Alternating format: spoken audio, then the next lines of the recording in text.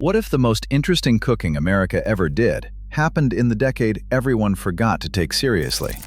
Fact number 1. Between 1970 and 1979, over 14,000 community cookbooks were published in the United States, more than any other decade in American history. Fact number 2. The average 1973 supermarket carried 8,900 products. Today, that number exceeds 47,000, and somehow Sunday dinner feels harder. Fact number 3. Number 18 on this list was served at the White House in 1972 and in church basements across rural Georgia the same year for 61 cents a serving.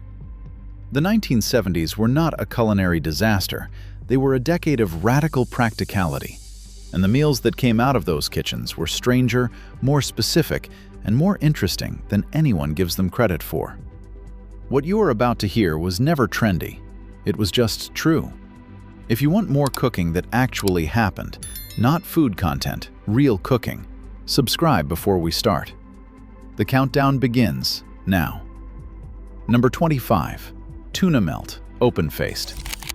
A can of star-kissed tuna cost 49 cents in 1974.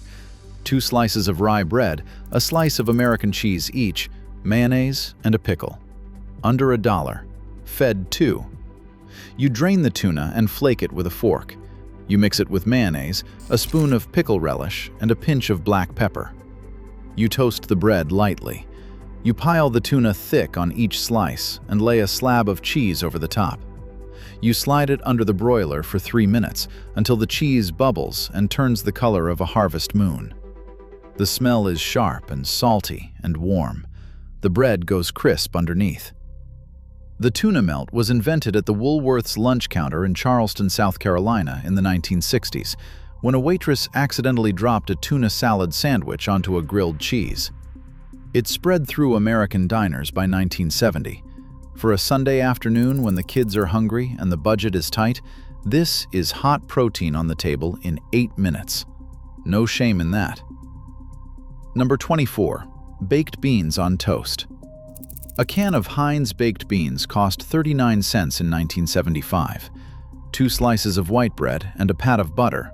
Under 50 cents. Fed 1 hungry worker. You pour the beans into a saucepan and warm them slow so they do not scorch.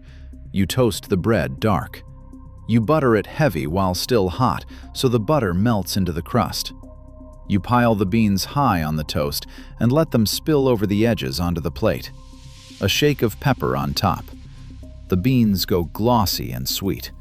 The toast holds up underneath for about 2 minutes before surrendering. Baked beans on toast came from British working-class kitchens in the 1920s and crossed to American tables through post-war immigration in the 1950s.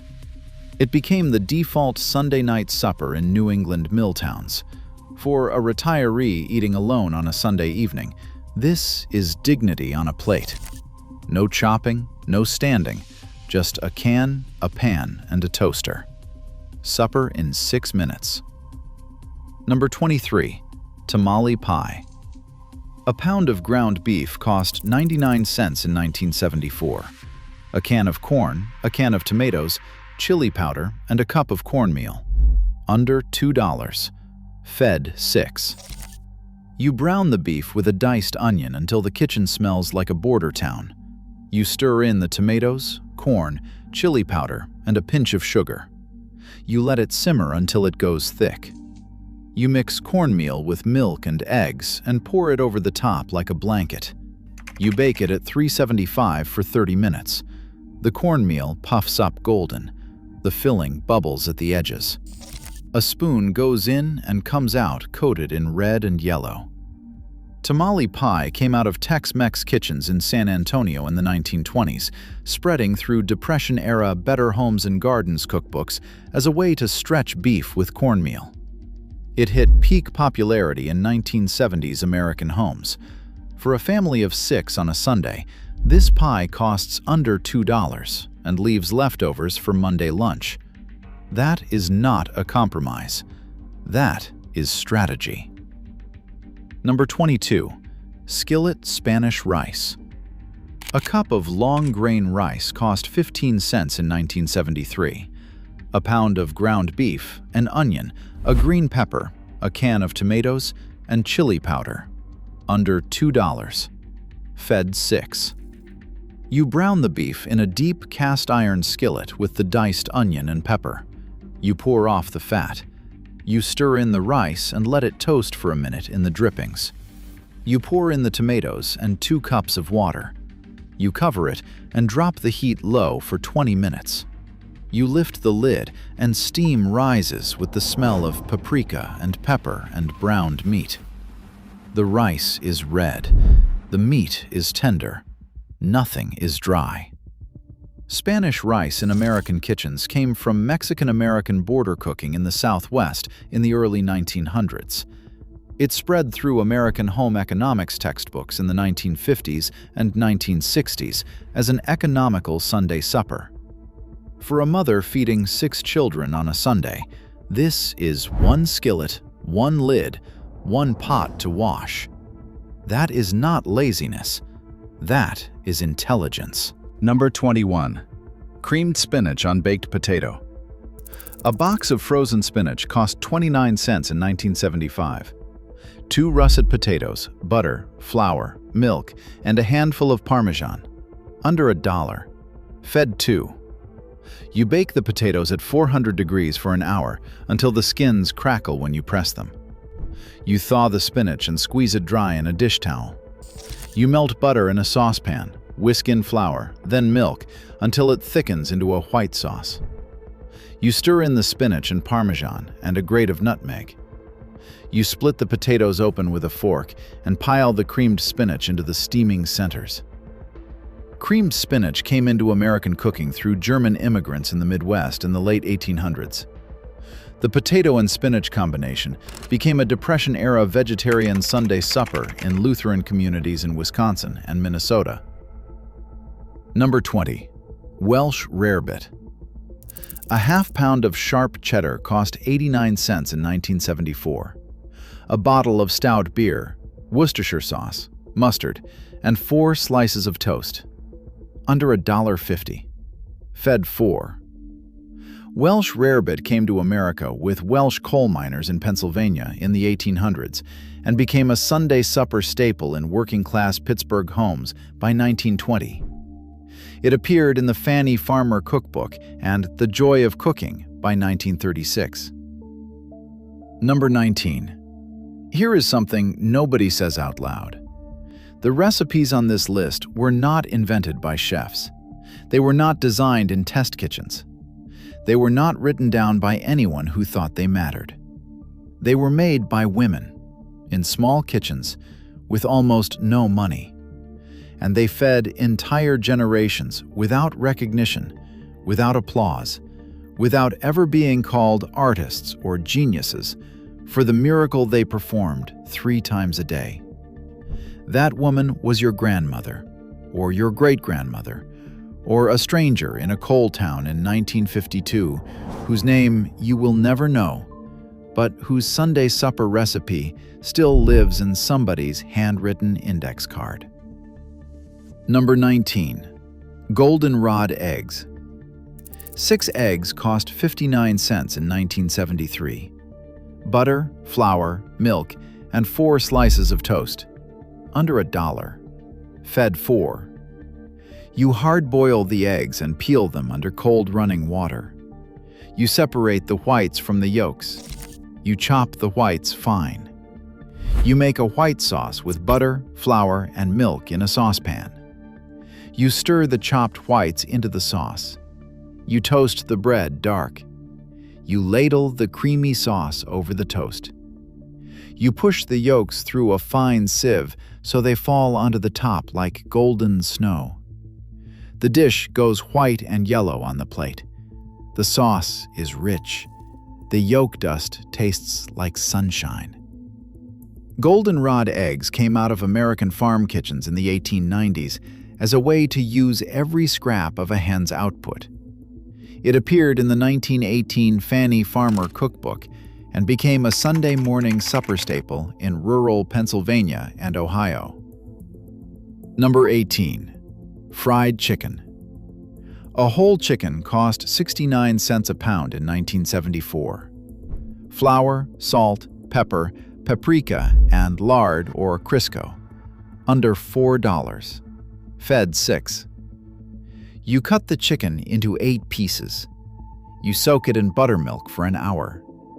You shake it in a paper bag full of seasoned flour until every piece is white.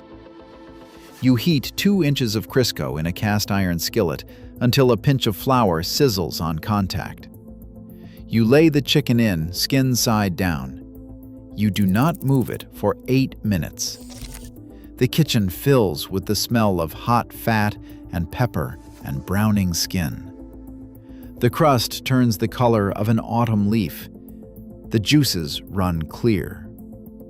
Fried chicken in America traces back to West African cooking techniques brought by enslaved people, combined with Scottish frying traditions in the antebellum South. It became the American Sunday dinner after church from the 1920s onward. Number 17. Spaghetti with meat sauce from scratch. A pound of ground beef cost 99 cents in 1974. A box of spaghetti cost 39 cents. 2 cans of tomato sauce, onion, garlic, oregano, and bay leaf. Under $2.50. Fed 8. Italian-American spaghetti came to American tables through Neapolitan immigrants in New York and New Jersey in the late 1800s. The meat sauce version spread through the Midwest by 1950 and became the default Sunday supper in Catholic households across America. Number 16.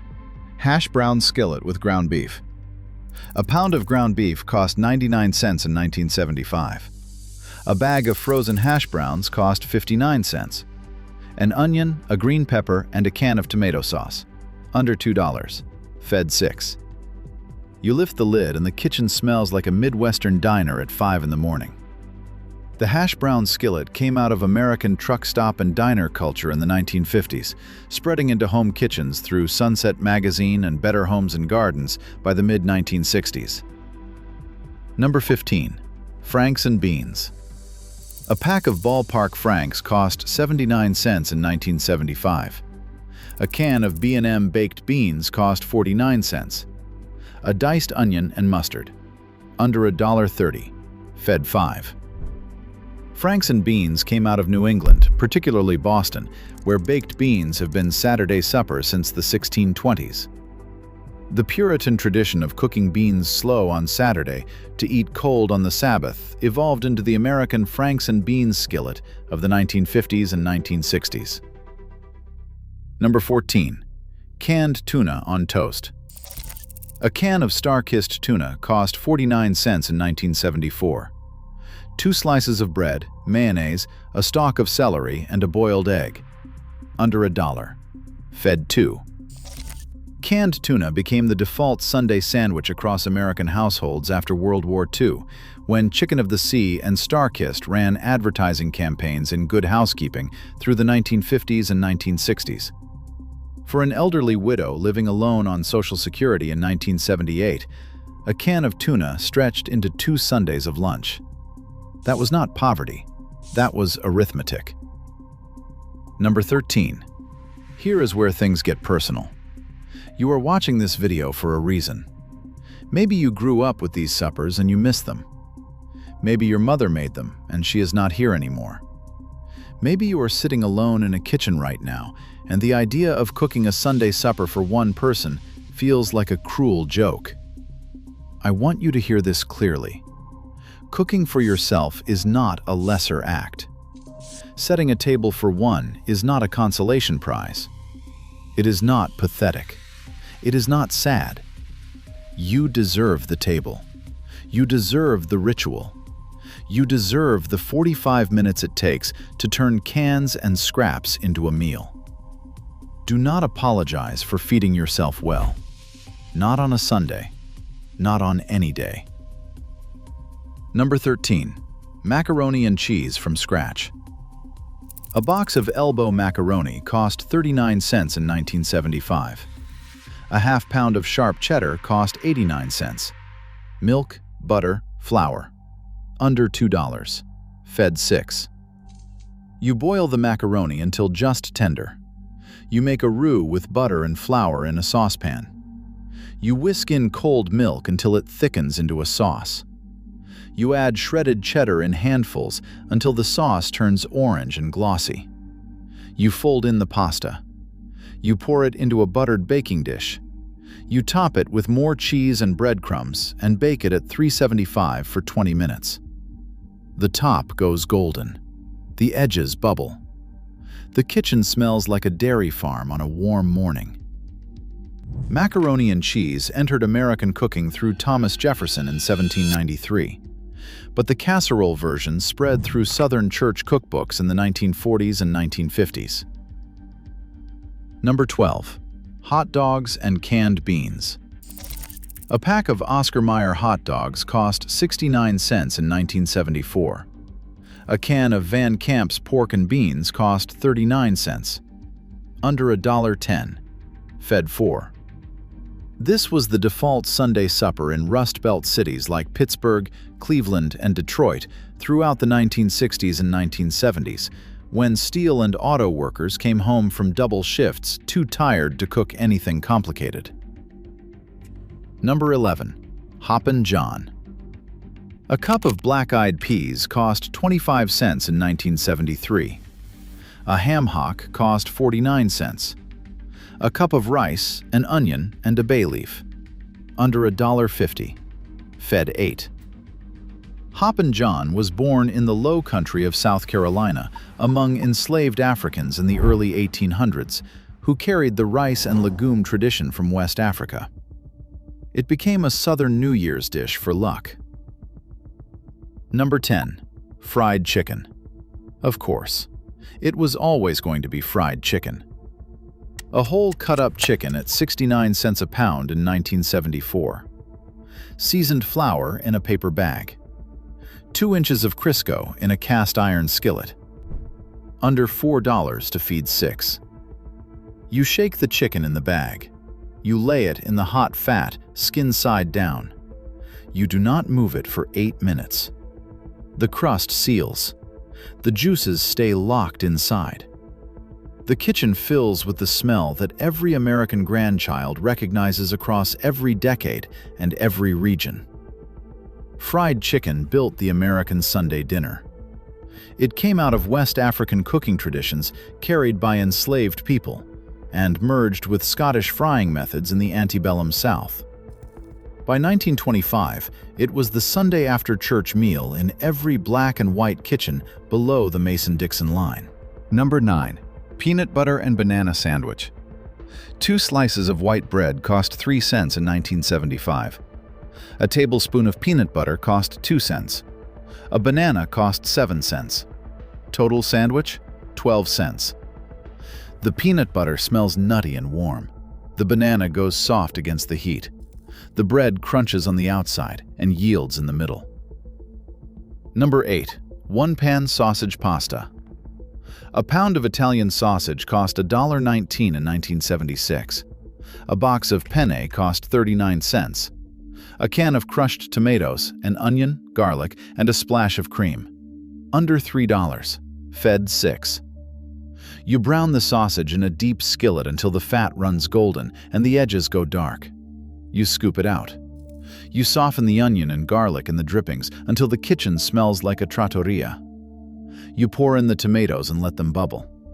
You add the dry pasta right into the pan with 2 cups of water and a lid. 15 minutes. Number 7. Chicken and dumplings.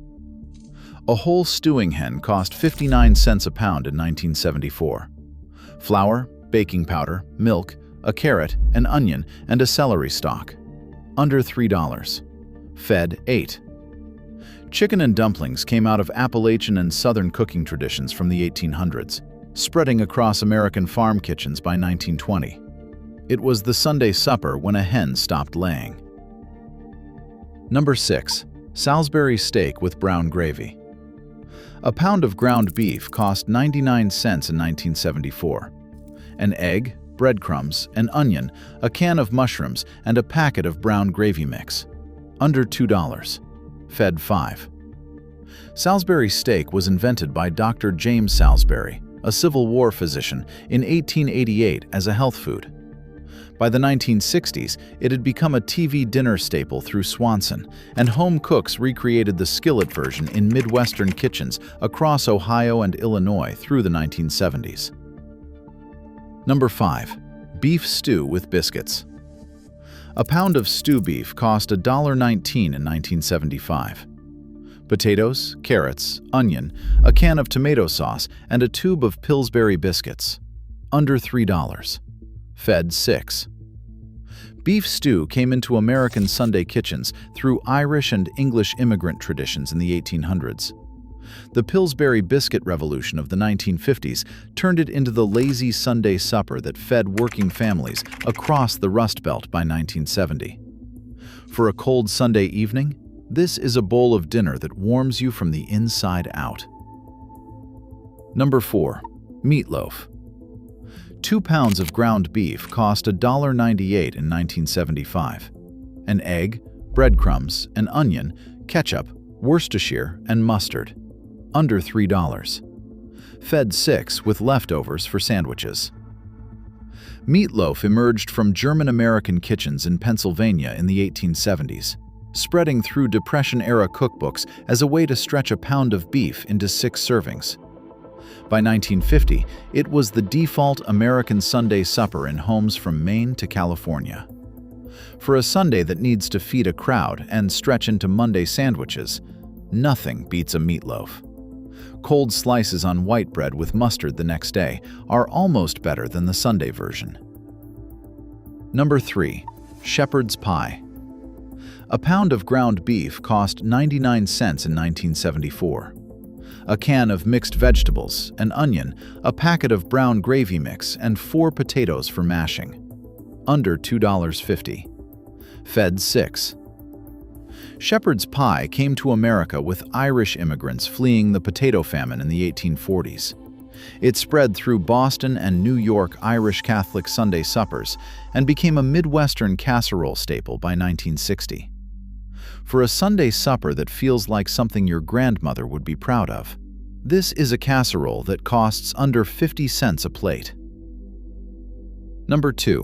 Pot roast with potatoes and carrots. A 3-pound chuck roast cost $2.19 in 1974. Potatoes, carrots, an onion, a packet of onion soup mix, and a can of cream of mushroom soup. Under $4. Fed 8. Pot roast came from Jewish American kitchens in New York in the early 1900s as Sabbath dinner, and spread through Betty Crocker cookbooks into mainstream American Sunday suppers by 1955. For a Sunday where you want dinner to cook itself while you read the paper, this is the roast that built the American Sunday. Number 1. Roast chicken with stuffing. A whole roasting chicken cost 69 cents a pound in 1974. A bag of Pepperidge Farm stuffing mix, butter, celery, onion, and chicken broth. Under $4. Fed 6. Roast chicken on Sunday came from English, German, and Polish immigrant traditions, fused into one American ritual by 1920.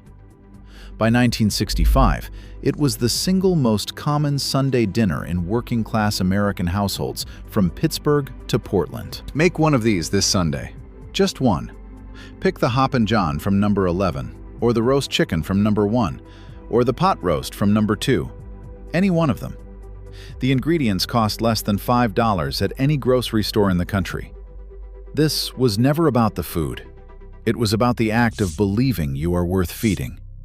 It was about remembering that somebody once stood in a kitchen with almost nothing and turned it into supper for 7 people so that you could sit at a table and feel loved. That somebody is now you. In the comments below, tell me which one you are making first. Is it the meatloaf from number 4 or the shepherd's pie from number 3? Pick a side. Tell me a memory. Tell me the Sunday you remember. I am reading every one. Sloppy Joe sandwich. The Sloppy Joe emerged from Depression-era kitchens as edible proof that ground beef could stretch impossibly far when simmered into sauce. A pound of meat feeding 4 as patties could feed 8 when swimming in tomato, onions, and whatever seasonings lived in the cupboard. Sunday evening versions held particular appeal. The beef browned Saturday, left to develop flavor overnight, then reheated slowly after church. Women appreciated its forgiveness. It couldn't overcook, only improve. Children loved the sweetness of ketchup mixed with meat, the way filling soaked into soft white bread until everything nearly fell apart in their hands. This sandwich bridged economic classes beautifully. Wealthy families added Worcestershire sauce and bakery buns. Working families extended it with crackers mixed into meat, used day-old bread, called it dinner without apology. The Sloppy Joe represented American resourcefulness at its most democratic. Everyone could make some version. Everyone understood its essential promise of satisfaction without pretense. Ham salad sandwich. The Monday ham became Sunday's ham salad through kitchen alchemy that wasted nothing. After the weekend roast was carved for Sunday dinner, what remained, odd ends, bits too small for proper slicing, the meat clinging stubbornly to bone, got minced fine with a hand grinder's steady rhythm. Mixed with mayonnaise, sweet pickle relish, sometimes a whisper of yellow mustard, yesterday's centerpiece transformed into something entirely new. This wasn't poverty food pretending to be elegant. It was practical magic practiced by women who understood that meat cost too much to waste even a shred. The texture mattered enormously. Ground too fine and it became paste, too coarse and it felt primitive. The perfect ham salad had substance, each bite containing recognizable pieces bound together by just enough mayonnaise to spread smoothly. Some families added hard-boiled eggs for bulk, others sweet pickles for brightness. Sunday evening ham salad sandwiches appeared on white bread with lettuce, served alongside leftover potato salad, completing a meal that cost almost nothing because it came from what others might have discarded. Pimento cheese sandwich. The South claimed pimento cheese as its own, but Sunday suppers across America knew this bright orange spread that turned humble bread into something approaching festive. Sharp cheddar grated by hand until fingers ached, mixed with mayonnaise and chopped pimentos until the combination turned sunset-colored and impossibly creamy. Some versions included a dash of cayenne for heat, others Worcestershire sauce for depth. But the essential trinity remained unchanged: cheese, mayo, pimentos. Sunday's pimento cheese sandwich often meant using up the week's cheese odds and ends. The dried edge of a block, the last handful from Saturday's grater, whatever couldn't be served at the proper table but was far too valuable to discard. The sandwich spread easily on soft white bread, required no heating, no assembly beyond smearing and pressing together. Children loved it for its color and richness. Adults appreciated its efficiency. It could be made ahead, kept cold, served without ceremony. In some households, pimento cheese transcended its utilitarian origins to become something people actually craved, making more than Sunday's needs required just to have it waiting in the icebox. Banana and mayonnaise sandwich. To modern sensibilities, the banana and mayonnaise sandwich sounds like Depression-era desperation or Southern eccentricity. It was both, and neither. This combination emerged during times when protein remained scarce, but fruit was affordable, when mayonnaise provided fat and richness without the cost of butter or meat. The sandwich required ripe bananas, not green, not black, but yellow with just the kiss of brown spots that promised sweetness. White bread, spread with real mayonnaise, topped with banana slices, sometimes sprinkled with salt or sugar, depending on household preference. The taste was peculiar, the texture stranger still. Soft meeting soft, sweet meeting tangy, fruit meeting fat. But families who grew up eating these sandwiches remember them without shame or irony. They were what Sunday supper sometimes meant when the icebox held little else, when payday was distant and bananas were cheap. The combination provided surprising sustenance. Bananas offered quick energy, mayonnaise delivered fat and calories, bread gave bulk.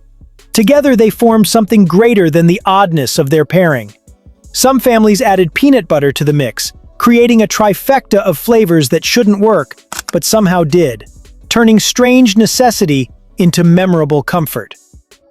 Bologna salad sandwich. When even bologna felt too expensive to serve in slices, it got ground into salad. Another transformation that stretched meat further while maintaining the appearance of plenty.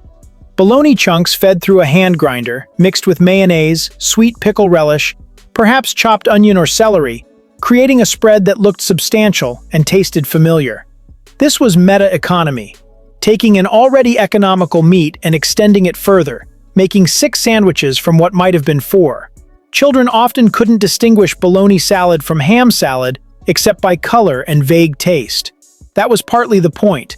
Both were pink, both were smooth, both spoke the same language of making protein affordable through clever transformation.